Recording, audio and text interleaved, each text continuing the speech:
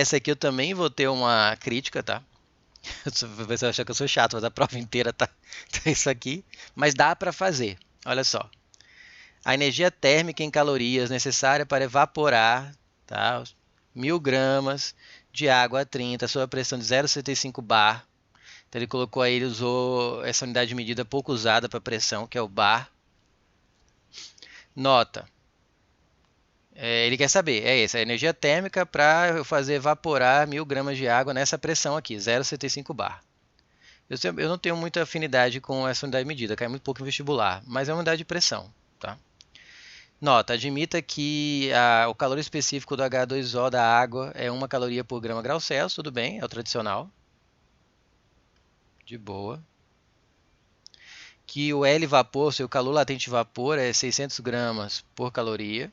Tá? E que a pressão de vapor da água, entrou um pouquinho em química aqui, mas tudo bem, a maior parte aqui é de calorimetria, tá? Não vou criticar não, essa questão está ótima aqui em física, nesse sentido. E que a pressão de vapor da água a 85 graus Celsius e a 90 graus Celsius são respectivamente de 0,60 bar e 0,70 bar. Só que ele pergunta a energia térmica necessária, ele não fala a palavra aproximadamente, nada que dá a entender aproximadamente aí. E ele não deu no 0,65 bar. Por quê? Vamos lembrar da química disso? Que quando para cada temperatura, você imagina aqui um frasco com um líquido. Isso aqui é química, tá, gente? O físico, química. Físico, química, tem física no meio, mas você vê em química. Naturalmente, depende da temperatura que eu tiver aqui, uma certa temperatura, θ graus Celsius. Vai variar de acordo com essa temperatura.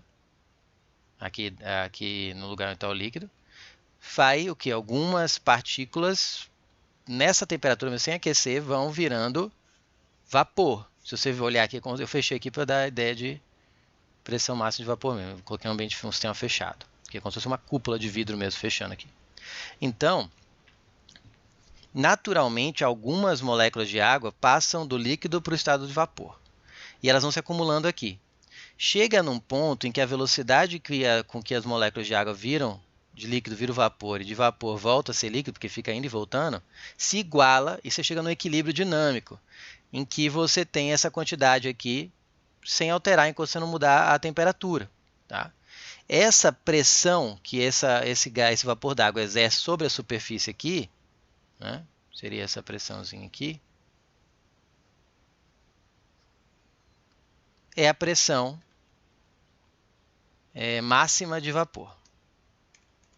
Por que ela é importante para essa questão?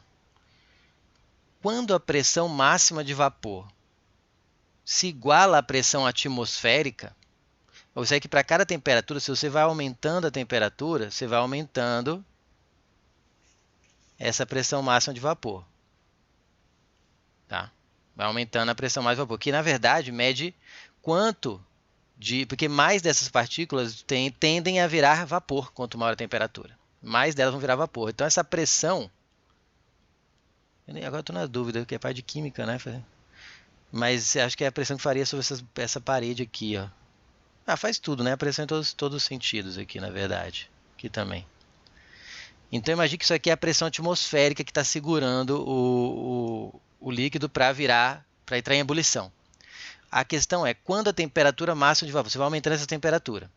Quando a temperatura e a pressão máxima de vapor vai aumentando. Quando a pressão máxima de vapor se iguala à pressão externa, a pressão sobre, vou colocar a pressão externa, mas informal, sobre o líquido, quando ela se iguala, você tem a temperatura que faz ela se igualar vira o ponto de ebulição. Tá? Quando essa pressão de vapor, que é essa pressão que é o líquido tentando virar gás, se iguala à pressão externa, que está tentando segurar, no caso a pressão atmosférica, normalmente, né, as questões, chega a ser o ponto de ebulição. Aí ela começa a virar gás mesmo, começa a virar tudo gás, e você tem aquela temperatura que fica constante até que acabe a ebulição.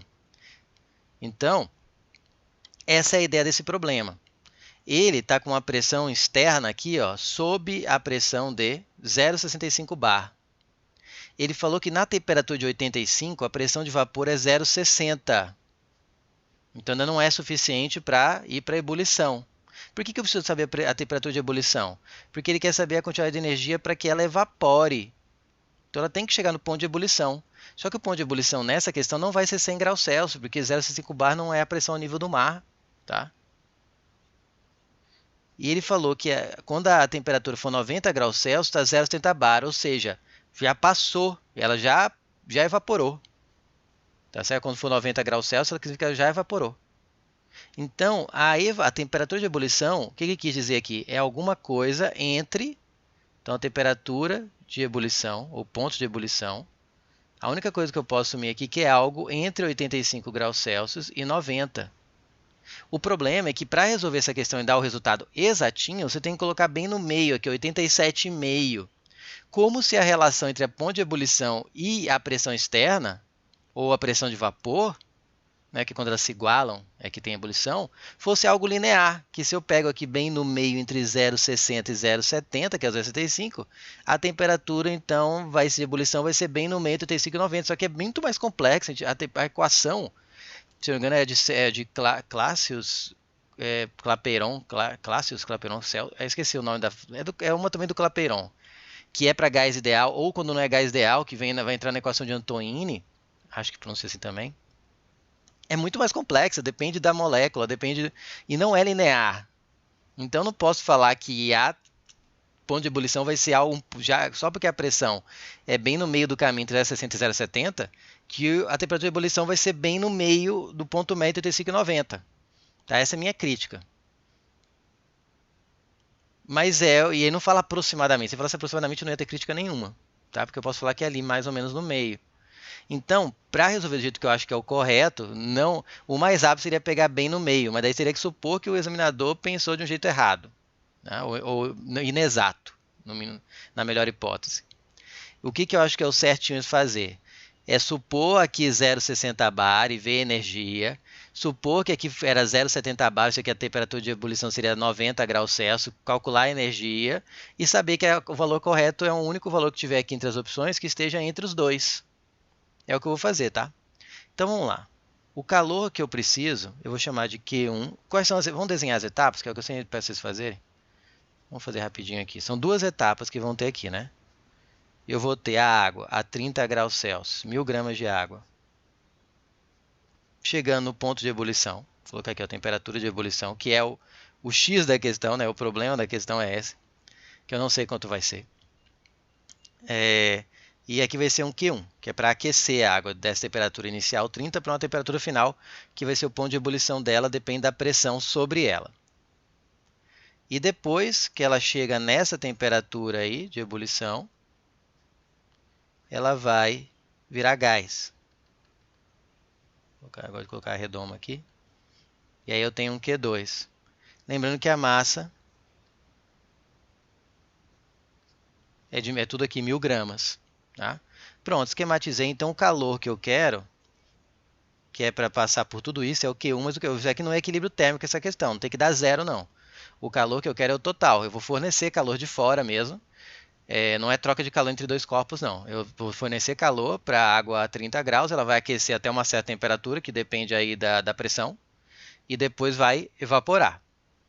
Aí eu tenho que lembrar o quê? Que aquecimento é MC delta θ, quando tem mudança de temperatura, mais o Q2, que é a mudança de estado físico, então é M vezes L. Observe que a massa é a mesma, então vou pôr em evidência o M, e vai ficar C vezes delta θ mais L. Pronto, essa é a equação que resolve o problema. Só que eu vou usar ela duas vezes, já que eu não sei o delta θ exato. Então, vou fazer que esse aqui vai ser o 0,60 bar, vai ser o 1, e esse aqui, não, aí vai confundir com um que eu já coloquei. Esse aqui vai ser o estado A, que é pressão de 0,60 bar, e esse aqui vai ser o estado B. Esse estado real aqui é o que vai estar no meio deles, tá? Então, o QA, que é quando é o 0,60 bar, vai ser M, que é para os 2.000 gramas, multiplica o Czinho, para os dois casos é 1, o Czinho da água está ali. Agora vai ser a temperatura que vai mudar. Nesse caso a temperatura de ebulição é 85. Se for de 30 para 85, então a variação faz a conta aí. Deu 55. Então é 1 vezes 55, que é a variação, mais o L, que vai ser o mesmo para os dois, 600. Então vai dar 600 mais 1 vezes 55, 55, 655 mil. calorias. Como as alternativas têm algumas em notação científica, eu vou colocar aqui também notação científica. Seria 6,55 vezes 10 a quinta, né? Pode ver que eu voltei 5 vezes aqui. Calorias. Guarda. Esse é o valor mínimo, né? Ele vai ser maior que isso, com certeza, a resposta. E o QB, que é um valor superior, fazendo vai ser a mesma massa, 1000. Aqui o Czinho é 1, só que agora a temperatura de ebulição é 90. 30 para 90, 60. Mais o L, que é 600, que vai dar 660.000 calorias. Colocando em notação científica, você vai ter 6,6 vezes 10. Vou colocar 6,60 para ficar mais fácil. Vezes 10 a quinta calorias. Para ficar melhor de ver, porque você pode ver que a notação científica está com 3 casas decimais, vou colocar um zero à direita aqui, ó. 6,550 e 6,600. Deixa eu ajeitar aqui, senão vai ficar muito feio isso aqui depois quando for imprimir. Aqui ficou bem.